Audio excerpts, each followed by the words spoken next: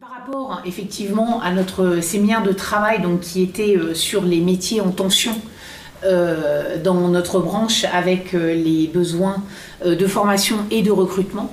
Donc c'est la conclusion aujourd'hui de nos 2 jours de travail puisque nous faisons donc un séminaire chaque année sur un thème particulier qui nous permet de réunir en différentes tables rondes des experts dans chacun de leurs domaines. Des personnes qui viennent effectivement également des instances. Donc nous avons la chance d'être en représentation paritaire, donc on a effectivement le volet salarié et le volet entrepreneur. Et c'est vrai que du coup nous avons des débats qui sont très riches à chaque fois, avec une parole qui est relativement libérée aussi. D'ailleurs je remercie à chaque fois tout le monde, que ce soit les intervenants ou également les différents représentants qui sont avec nous, parce que c'est très agréable de pouvoir discuter, échanger sans avoir de langue de bois ou de côté très formaliste.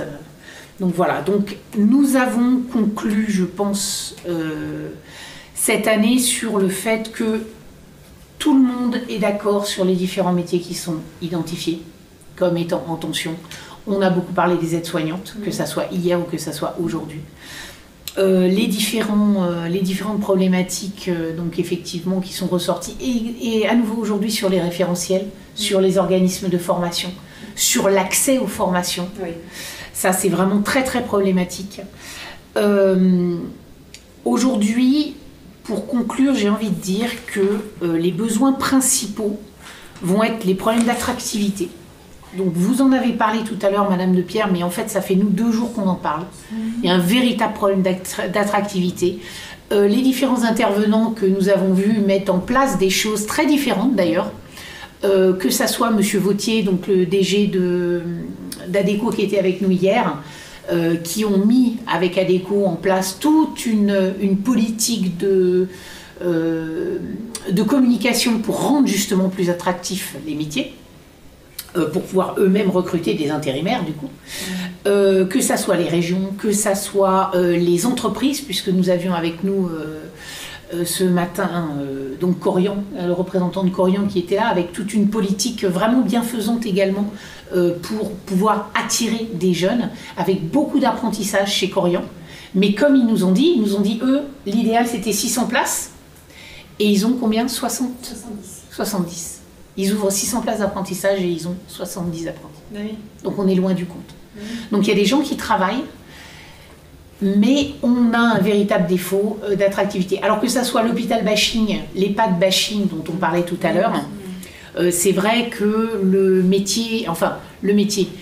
les structures dans un sens très large, que ça soit public, privé ou parapublic, effectivement sont soumises à ce vrai problème d'image où on ne montre pas les choses qui se passent bien dans les établissements, on ne montre que les catastrophes, on ne montre que tout ce qui ne va pas bien.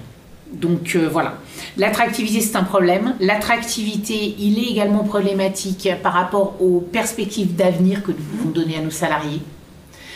Aujourd'hui avec Proa, qui ressort dans tous les débats, c'est-à-dire effectivement tout l'argent de la formation professionnelle qui était à disposition des entreprises sort des entreprises, puisque maintenant tous les fonds sont remis sur les demandeurs d'emploi et les gens qui n'ont pas de diplôme. C'est-à-dire qu'aujourd'hui, les gens qui ont des diplômes dans les établissements, nous n'avons plus d'argent pour les former sur des diplômes supérieurs. Donc, qu'est-ce que ça va devenir ? Les besoins... oui, mais avec des CPF, d'accord, mais avec des CPF qui ne couvriront pas tous les besoins. Bien sûr, bien sûr.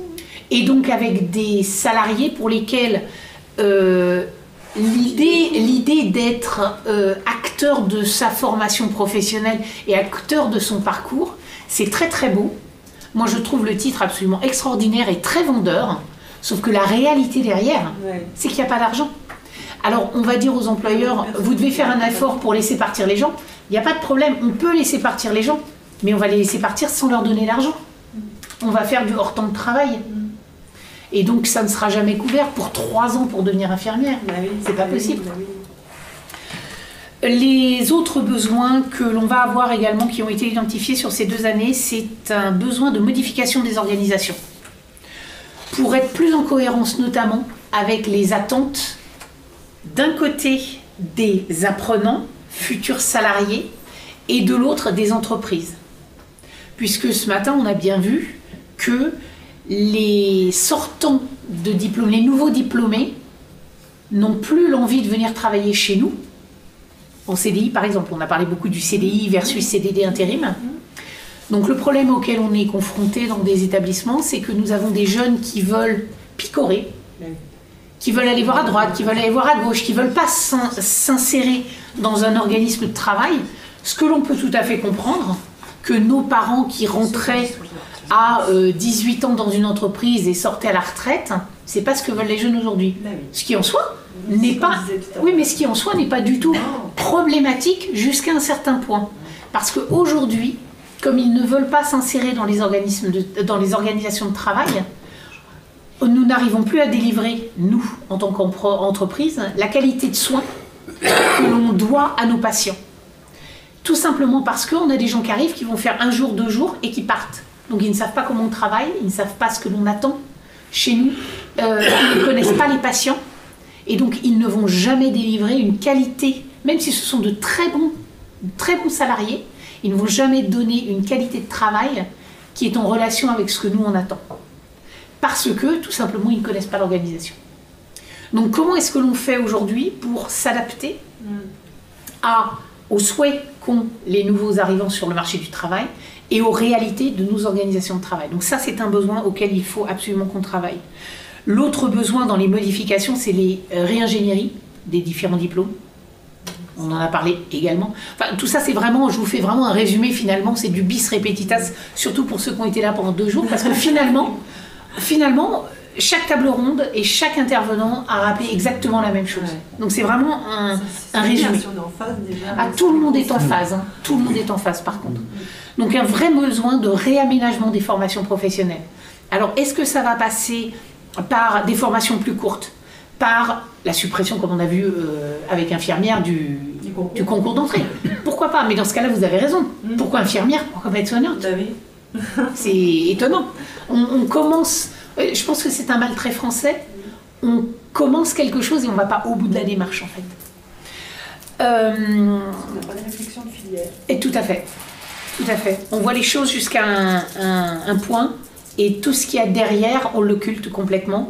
Et c'est derrière, finalement, que vous avez des gens qui viennent en disant « Mais au fait, et nous? Nous, on est plus loin sur la chaîne, on est plus loin dans la ligne et vous n'avez pas pensé à nous, en fait. » Et donc, ça devient problématique. Parce qu'un métier qui est déjà pas très attractif comme aide-soignante, il devient tout à coup encore moins attractif, tout simplement parce qu'il y a un concours d'entrée. Vous voyez? Besoins complémentaires, les financements. Hein, parlons quand même du nerf de la guerre. Donc, vous avez besoin d'argent pour mettre en place les politiques de formation qui vont être déclinées ensuite sur les territoires. Nous avons besoin d'argent pour envoyer en formation nos salariés. L'État a besoin d'argent et donc a mis en place PROA pour former ces demandeurs d'emploi non diplômés. Et au final, les budgets, il n'y en a pas assez. Il n'y en a pas assez à tous les niveaux. Donc, besoin de financement. Besoin complémentaire, l'apprentissage. Énorme besoin, l'apprentissage, à tous les niveaux. Donc, avec tous les freins culturels que l'on peut trouver. Avec les freins complémentaires. Alors, vous avez le frein culturel qui est donc un mal très français, comme on a dit, à nouveau, avec l'apprentissage et l'alternance, c'est pas ce qu'il faut. Il faut aller à la fac, il faut faire des études, il faut être dans un amphi et il faut en sortir diplômé. On n'a encore pas vu le métier qu'on va faire réellement, mais là, c'est bien, là, on a un bon diplôme. Le même diplôme fait par la voie de l'apprentissage, c'est pas le même à première vue. Alors moi je suis issue de l'apprentissage, moi j'ai fait, j'en parle d'autant plus sereinement que moi j'ai fait une licence professionnelle. Donc moi ça m'a très bien été d'aller un peu à la fac, surtout que moi c'était sur une... j'avais déjà dépassé 30 ans, j'étais vraiment, voilà, donc c'était très très bien d'aller à la fac, de faire une semaine mais hyper intense, et d'aller ensuite dans l'entreprise pour travailler, pour mettre en pratique ce que je faisais, et pour tout d'un coup me rendre compte que on m'apprenait des choses qui n'étaient pas totalement en cohérence avec la réalité du métier que j'aurai demain, par contre. Donc ça, c'est important. Et je vous coupe un peu, allez-y. on bloque les élèves parce qu'on dit t'es bon, donc tu dois aller. Voilà. On lui demande pas ce qu'il a envie de faire. Et c'est pas parce qu'on est bon qu'on peut pas choisir un diplôme en filière courte. On n'est pas obligé d'avoir un bac. Alors je sais même pas comment il s'appelle aujourd'hui. Moi c'était des bacs C et D à l'époque, mais un bac maths. Non, mais je sais ça date. Ça date. Un bac, je préfère approfondir. C'est il y a longtemps. C'est très très longtemps. Mais effectivement, t'es bon, tu fais des maths. Et derrière, on fait quoi? C'est bien les maths, quoi, mais je veux dire, on n'est pas. Il n'y a plus de maths en bac. Il n'y a plus de maths? C'est optionnel maintenant. Voilà, vous voyez. Donc on est revenu sur. En terminale. Ouais. Donc voilà, donc on a ce problème culturel sur l'apprentissage et on a un problème beaucoup plus terre à terre derrière sur l'apprentissage qui est l'obligation de servir. Parce que si vous voulez développer et si vous voulez que les entreprises tout d'un coup deviennent extrêmement intéressées dans l'apprentissage, on a besoin de savoir que les gens qu'on a formés, ils vont rester chez nous. Parce que quand on est, peu importe l'établissement, je pense que quand on fait de l'apprentissage sur aide-soignant, c'est pas très problématique parce que c'est court, parce qu'on a l'élève, même si on le paye, on l'a très souvent chez nous. Par contre, quand vous passez sur kiné, vous êtes sur du bac +4. Moi, en rééducation, j'ai une spécialité neurologie, une spécialité orthopédie. C'est-à-dire que mon élève, il m'échappe pour tout ce qui est pédo, tout ce qui est les enfants, c'est parti. Tout ce qui est cardio, il n'est pas chez moi, tout ce qui est, etc. Tout ce qui est géronto, etc. Donc, vous avez un élève que vous prenez en apprentissage, que vous allez rémunérer et que vous allez voir 8 semaines en 2 ans. Ouais. Parce qu'il y a des stages à faire en libéral, il y a des stages à faire ailleurs et que vous ne pouvez pas accueillir cet élève pour ça. Et derrière, quand il a son diplôme, merci, au revoir, je vais faire du libéral. Mais c'est ça. Ça, c'est pas possible. Ça, c'est pas possible. Enfin, c'est possible. Une histoire de grille de salaire. Mais non, mais de toute façon, vous n'allez pas là avoir des entreprises qui vont ouvrir en grand des budgets parce que derrière, les gens peuvent partir. Donc, tant qu'il n'y aura pas une véritable obligation de servir derrière, ça ne sera pas possible. Vous allez avoir un vrai problème. Donc ça, c'est quelque chose que l'on porte régulièrement et que l'on conclut à nouveau sur chacune des tables rondes qu'on a eues sur il faut absolument que l'État, il faut que ça vienne de l'État, il faut que ça rentre dans la loi et que ça soit comme ça. Donc ce que l'on a dit ce matin, d'ailleurs, vous n'étiez pas là, mais c'est par exemple, on s'est questionné sur pourquoi une infirmière, lorsqu'elle sort, elle ne peut pas s'installer en libéral à moins d'avoir 2 ans d'exercice dans un établissement. Ok ? Elle, c'est acté, le kiné non, l'ergo non, la psychomote non, etc. Pourquoi ? Pourquoi ? Alors que ça serait simple, hein, mais il faut légiférer. C'est ça. C'est clair. Donc je pense qu'aujourd'hui, il y a un véritable lien à créer avec les organismes de formation et les décideurs régionaux et les entreprises. Je pense qu'on ne met pas assez les gens en relation. Et que du coup, nous, entreprises, derrière, qui sommes tout à fait capables de faire des choses au niveau de la formation, en accueillant des gens et en travaillant avec les instances, comme on ne nous met pas en lien, les instances ou les OF ne se rendent pas compte de ce dont on a besoin également et de tout ce que l'on peut apporter. Donc je pense qu'il y a du lien à créer. Je pense qu'il y a des entreprises qui sont tout à fait prêtes. En tout cas, il n'y a pas que la mienne. Je sais que dans la région de Bourgogne-Franche-Comté, je sais qu'il y a d'autres entreprises qui sont tout à fait prêtes à se mettre autour de la table parce qu'on accueille déjà des stagiaires, on accueille déjà des gens, on a déjà des propositions, on a mis en place des choses et on ne nous demande pas notre avis. Donc je pense que ça, c'est quelque chose qui serait très bénéfique.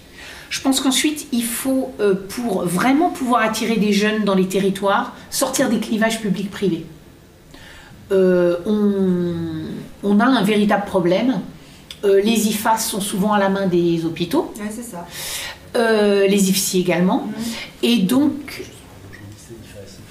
Ah, pardon, excusez-moi. Donc les IFSI, les instituts de formation infirmiers et les IFAS, instituts de formation aides-soignants, sont à la main donc des hôpitaux. Et on se retrouve, nous, avec des stagiaires qui viennent nous voir en nous demandant éventuellement de pouvoir faire des stages non rémunérés pendant les périodes de vacances scolaires parce qu'on leur a interdit de venir faire leur stage chez nous. Ça nous, c'est un retour qu'on peut faire un retour de plus. Oui. Donc, moi, Et je le dis à chaque fois, j'ai vraiment aucun problème pour le dire. Donc, on se retrouve avec des... Alors, on se retrouve avec des jeunes, notamment infirmières, puisque c'est quand même sur 3 ans, il y a pas mal de stages, qu'on va nous envoyer en première année. Mais je pense que tous les établissements, tous les représentants des établissements privés vont pouvoir dire la même chose. On nous envoie des gens qui, en fait, sont totalement informés. Donc, nous, on les accueille parce que c'est notre rôle de former des gens, donc on les accueille. Et en fait, pourquoi on nous les envoie en première année? Parce qu'ils ne sont pas capables de travailler. Vous dites c'est un retour de plus, mais, Ah non, mais... je ne peux faire que ça, moi. Ah mais très bien, mais faites-le. Le stage, il est compris dans le volet pédagogique. Tout à fait. Il est giffonné par l'ANS, enfin, et compagnie. Tout à fait. Mais si vous voulez, on se rend compte aujourd'hui qu'on va nous envoyer des jeunes en première année pour qu'on leur fasse découvrir un établissement de soins, qu'on leur fasse découvrir ce que vont être les soins infirmiers. Ils continuent à avancer. À partir de la 2e année, ils peuvent travailler en tant qu'aides-soignants. Les infirmières, hein. Oui, On ne nous les envoie plus, on les met aux soins aides-soignants pendant leur stage infirmier. Et en 3e année, alors là, ils vont faire infirmière dans le service où il n'y a plus assez d'infirmières.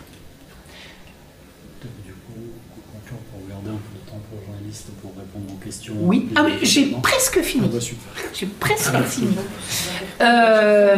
Non, mais je pense que c'est quand même important parce que effectivement, c'est quelque chose qui ne nous encourage pas nous. Bien sûr. Et qui du coup décourage également des étudiants qui aimeraient bien voir un petit peu autre chose. Donc c'est vrai qu'il faut sortir de ces clivages. Je conclus en disant, je vais même un tout petit peu plus loin que aide-soignant, infirmière, kiné. Passons aux médecins. Au jour d'aujourd'hui, nous sommes terrain de stage pour les internes. Nous avons 0 interne pour une bonne raison. Nous ne sommes pas proposés par l'ARS aux internes. Et nous avons, alors nous particulièrement, nous avons un terrain de stage qui est très intéressant puisqu'on ne fait que de la robotique en rééducation. Et que tous les gens qui passent chez nous nous disent, mais moi si j'avais su en internat que j'aurais pu aller chez vous, mais je ne serais pas restée au CHU. Hein. Bah oui, mais CHU, c'est pas ça qu'ils veulent. Donc voilà. Donc vous voyez, on a quand même un véritable clivage. Parce que c'est l'ARS qui propose les stages, c'est pas les universités. Un peu les deux. Et donc nous ne sommes pas proposés. Et donc ça c'est problématique parce qu'on sait que si on attire dans les territoires comme la Nièvre, des internes, ils vont y prendre goût, ils vont voir ce qu'ils peuvent y faire et ils vont y rester. Et donc on va repeupler des territoires qui sont très désertifiés en termes de médecins. Mais là je me fais, alors là pour le coup, je me fais porte-parole de tout ce qui est hospitalisation privée, mais étant sur mon territoire, dans les instances, je sais que les médecins libéraux ont exactement les mêmes problématiques, exactement les mêmes demandes. Donc voilà. Donc voilà en conclusion de nos travaux.